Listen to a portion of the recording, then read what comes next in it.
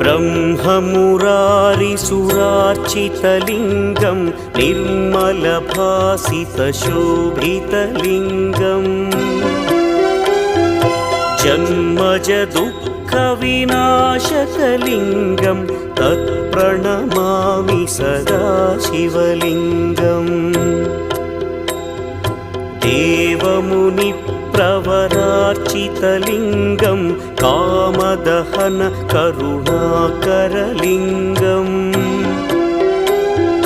रावणदर्पविनाशकलिङ्गं तत्प्रणमामि सदा शिवलिङ्गम्